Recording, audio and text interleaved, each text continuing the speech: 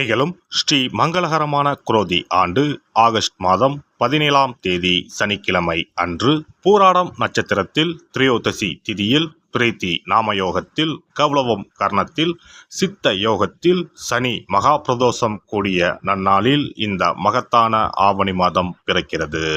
ஆவணி மாத கிரக நிலைகளை பார்க்கும் போது ரிஷப ராசியில் குரு பகவானும் செவ்வாய் பகவானும், கடக ராசியில் புதன் பகவானும், சிம்ம ராசியில் சூரிய பகவானும் சுக்கிர பகவானும் உள்ளனர். கன்னி ராசியில் கேது பகவானின் சஞ்சாரம் உள்ளது. கும்ப ராசியில் சனி பகவான் வக்ரத்தில் உள்ளார். ராகு பகவான் மீனராசி பயணம் செய்கிறார். இந்த மாதம் கிரகங்களின் பெயர்ச்சி என எடுத்துக்கொண்டால் ஆவணி மாதம் 10ஆம் தேதி செவ்வாய் பகவான் ரிஷப ராசியில் இருந்து மிதுன ராசிக்கும், சுக்கிர பகவான் சிம்ம ராசியில் இருந்து கன்னி ராசிக்கும் பெயர்ச்சி அடைகின்றனர். ஆவணி மாதம் 15ஆம் தேதி புதன் பகவான் கடகராசியில் இருந்து சிம்ம ராசிக்கு இடப்பெயர்ச்சி அடைகின்றார். இந்த கிரகங்களின் பெயர்ச்சி மற்றும் சிம்மத்தில் இணையும் சூரியன் புதன், கன்னி ராசியில் இணையும் கேது சுக்கிரன் ஆகிய கிரகங்களால் இந்த ஆவணி மாதத்தில் உங்கள் ராசிக்கு உண்டாகும் சுப பலன்கள் என்ன என்பதனையும், அசுப பலன் ஏற்படுமாயின் ராசிக்காரர்கள் செய்ய வேண்டிய பரிகாரம் என்ன, வழிபட வேண்டிய தெய்வம் யார் என்பதனை பற்றி விரிவாக காண்போம். உங்கள் வாழ்வில் வளமும் நலமும் செல்வ செழிப்பும் பெற்று வாழ்வில் உயரிய நிலையை அடைய எல்லாம் வல்ல எம்பெருமானை வேண்டி விரும்பி கேட்டுக்கொள்கிறேன். மீனராசி அன்பர்களே, இந்த மாதம் வாக்கு வன்மையால் எல்லா நன்மைகளும் கிடைக்கப் பெறுவீர்கள். அனுகூலமான பலன் உண்டாகும். பணவரவு மன திருப்தியை தரும். புதிய நபர்களின் அறிமுகமும் அவர்களது நட்பும் கிடைக்கப் பெறுவீர்கள். நீண்ட நாட்களாக இழுபறியாக இருந்த காரியங்கள் சாதகமாக நடந்து முடியும். வாகனங்களை பயன்படுத்தும் போது கவனம் தேவை. தொழில் வியாபாரத்தில் எதிர்பார்த்த வெற்றி கிடைக்கும். நிதி நிலைமை சீர்படும். புதிய ஆர்டர்கள் கிடைப்பதில் இருந்த சிரமங்கள் குறையும். உத்தியோகத்தில் இருப்பவர்கள் வேலைப்பளு குறைந்து காணப்படுவார்கள். எதிர்பார்த்த இடத்திற்கு மாற்றம் கிடைக்கலாம். குடும்பத்தில் ஒற்றுமை உண்டாகும். கணவன் மனைவிக்கு இடையே இருந்த இறுக்கமான சூழ்நிலை நீங்கி மகிழ்ச்சி உண்டாகும். பிள்ளைகளால் இருந்த மன வருத்தம் நீங்கி அவர்களுடன் சந்தோஷமாக வெளியே சென்று வருவீர்கள். பெண்களை பொறுத்தவரை இந்த மாதம் எல்லா காரியங்களும் அனுகூலமாக நடக்கும். மனக்கவலை நீங்கி நிம்மதி உண்டாகும். கலைத்துறையினருக்கு வீண் அலைச்சல், காரிய தாமதம் போன்றவை ஏற்படலாம். புதிய முயற்சிகளை தள்ளி போடுவதும் நல்லது. காரிய அனுகூலம் ஏற்படும். உணர்ச்சிகரமாக பேசி மற்றவர்களை கவர்வீர்கள். எல்லாவற்றிலும் எதிர்பார்த்த நன்மைகள் உண்டாகும். பணவரத்து கூடும். அரசியல் துறையினருக்கு கொடுக்கல் வாங்கலில் இருந்த பிரச்சனைகள் தீரும். நீண்ட நாளாக இருந்த கஷ்டங்கள் நீங்கும்.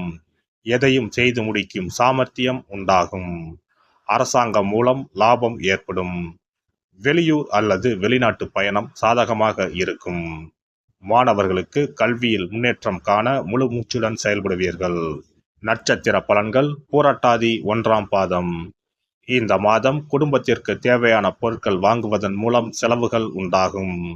சகோதரர்கள் மூலம் உதவிகள் கிடைக்கும். உறவினர்கள் வருகை இருக்கும். பிள்ளைகளிடம் அனுசரணையாக நடந்து கொள்வது நன்மை தரும். உத்திரட்டாதி நட்சத்திரம். இந்த மாதம் துணிச்சலுடன் ஈடுபட்டு காரிய வெற்றி காண்பீர்கள். பணவரத்து திருப்தி தரும். வாக்குவாதத்தை தவிர்ப்பது நன்மையை தரும். எதிலும் மிகவும் கவனமாக ஈடுபடுவது நல்லது. பிள்ளைகள் பற்றிய கவலை நீங்கும். உடல் ஆரோக்கியம் உண்டாகும். ரேவதி நட்சத்திரம். இந்த மாதம் வீண் மனக்குழப்பம் ஏற்பட்டு நீங்கும். மற்றவர்களுக்கு உதவ போய் வீண் பிரச்சனைகளில் சிக்கிக் கொள்ளலாம். திடீர் கோபம் ஏற்படும். தேவையற்ற வீண் செலவுகளும் உண்டாகும். ஆன்மீக நாட்டம் ஏற்படும். தொழில் வியாபாரம் தொடர்பான காரியங்களில் இழுபறியான நிலை காணப்படும். உத்தியோகத்தில் இருப்பவர்களுக்கு கூடுதல் பணிச்சுமையும் வீண் அலைச்சலும் உண்டாகும். சிவபெருமானை வணங்கி வர எல்லா காரியங்களும் நல்லபடியாக நடக்கும். குடும்பத்தில் இருந்த பிரச்சனைகள் தீரும். சிறப்பு பரிகாரம். சொந்த வீடு அமைவதற்கு ஆன்மீக பரிகாரம். சொந்த வீடு கனவு நிறைவேற வேண்டும் என்பதற்காக எத்தனையோ கோவிலுக்கு சென்று எத்தனையோ பூஜை வழிபாடு என செய்தும் ஒன்றும் நடக்கவில்லை என்பவர்கள் வீட்டிலேயே இந்த எளிய பரிகாரத்தை செய்து வந்தால் நல்ல பலன் கிடைக்கும். எளிமையான இந்த 2 பரிகாரங்களை செய்து வந்தால் விரைவில் சொந்த வீடு யோகம் அமையும். அதனால் நம்பிக்கையுடன் இந்த சக்தி வாய்ந்த வழிபாட்டை செய்து வரவும். எவ்வளவுதான் சொத்து பணம் இருந்தாலும் நமக்கென்று ஒரு வீடு இல்லை என்றால் அது மனக்குறையாகவே இருக்கும். சொந்த வீடு வாங்க முடியவில்லையே என்பது பலரின் ஏக்கமாகவும் கனவாகவும் இருந்து வருகிறது. சொந்த வீடு வாங்க வேண்டும், வாங்கிய இடத்தில் விரைவில் வீடு கட்ட வேண்டும், ஏற்கனவே துவங்கியிருந்த வீட்டின் பணிகளை பணப்பற்றாக்குறையால் கட்டி முடிக்க முடியவில்லையே என்ற கவலையில் இருப்பவர்கள் ஏராளம். இப்படிப்பட்டவர்கள் வீட்டிலேயே எளிமையான 2 பரிகாரங்களை தொடர்ந்து செய்து வந்தாலே போதும். சொந்த வீடு வாங்க வேண்டும் என்று நினைப்பவர்கள், அதற்கான முயற்சியில் ஈடுபட்டிருப்பவர்கள் ஒரு சிறிய அகல் விளக்கில் விளக்கெண்ணெய் ஊற்றி தீபம் ஏற்ற வேண்டும். மகா விஷ்ணுவின் அவதாரங்களில் ஒன்றான வாமனரை மனதில் நினைத்து சொந்த வீடு அமைய வேண்டும் என்று பிரார்த்தனை செய்து கொண்டு மாதந்தோறும் வரும் திருவோண நட்சத்திரத்தன்று வீட்டின் அக்னி மூலையான தென்மேற்கு மூலையில் இந்த விளக்கை ஏற்றி வைக்க வேண்டும். அக்னி திசை என்பது மண்ணுக்குரிய திசையாகும். அதாவது அங்காரகன் எனப்படும் செவ்வாய் பகவானுக்கு உரிய திசை இதுவாகும். 3 அடி மண் கேட்டு 3 உலகையும் அளந்தவர் வாமனன். அதனால் அவரை நினைத்து பால் பாயசம் நிவேதனமாக படைத்து வழிபட்டு வந்தால் விரைவில் சொந்த வீடு யோகம் அமையும். மற்றொரு பரிகாரமாக வீட்டில் பயன்படுத்தும் காமாட்சி விளக்கு அல்லது கஜலட்சுமி விளக்கு அல்லது வழக்கமாக பயன்படுத்தும் ஏதாவது ஒரு விளக்கை எடுத்துக்கொள்ளுங்கள். விளக்கை சுத்தம் செய்து மஞ்சள் குங்குமம் வைத்து வாசனை மிகுந்த வெள்ளை நிற பூக்கள் சாற்றுங்கள். பிறகு 5 ரூபாய் நாணயத்தை விளக்கிற்குள் போட்டு நெய் அல்லது எண்ணெய் ஊற்றுங்கள். ஒரு சிறிய தட்டின் மத்தியில் மஞ்சள் குங்கும பொட்டு வைத்து அதன் மீது 5 ரூபாய் நாணயத்தை வைத்து நாம் ஏற்கனவே தயார் செய்த விளக்கை இதில் வைத்து விளக்கினை ஏற்ற வேண்டும். தினமும் காலையில் 6 மணி முதல் 7 மணிக்குள் இந்த விளக்கை ஏற்றி வந்தால் விரைவில் வீடு கட்டுவீர்கள். 5 ரூபாய் நாணயம் என்பது குபேரனுக்கு உரியதாகும். இதை விளக்கில் போட்டு ஏற்றுவதால் வீடு கட்டுவதற்கான அல்லது வீடு வாங்குவதற்கான பணம் ஏதாவது ஒரு வழியில் உங்களுக்கு கிடைக்கும்.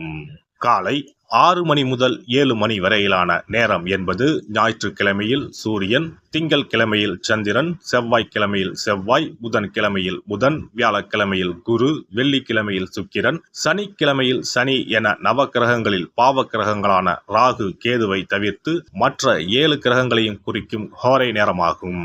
இந்த நேரத்தில் விளக்கு ஏற்றுவதால் நவ கிரகங்களின் அருள் கிடைத்து பூமி யோகம் உண்டாகும். எந்த ஒரு பரிகாரம் என்றாலும் மனதில் முழு நம்பிக்கையோடும் இறைவனை உறுதியாக வேண்டி வழிபாடு செய்தால் மட்டுமே பலன் தரும். எளிமையான இந்த பரிகாரத்தை தொடர்ந்து செய்து பயன்பெறுங்கள். எல்லாம் வல்ல இறையருளால் நீங்களும் உங்கள் அன்பு குடும்பமும் உடல் நலம், நீலாயுள், நிறை செல்வம், உயர் புகழ், மெய்ஞானம் ஓங்கி வாழ்க வளமுடன். இந்த வீடியோ பதிவு உங்களுக்கு பிடித்திருந்தால் லைக் பண்ணுங்க, கமெண்ட் பண்ணுங்க, ஷேர் பண்ணுங்க, மறக்காம சப்ஸ்கிரைப் பண்ணுங்க, பக்கத்துல இருக்கிற பெல் பட்டனை கிளிக் பண்ணுங்க. நன்றி, வணக்கம். ஓம் நமச்சிவாய, சிவாய நம.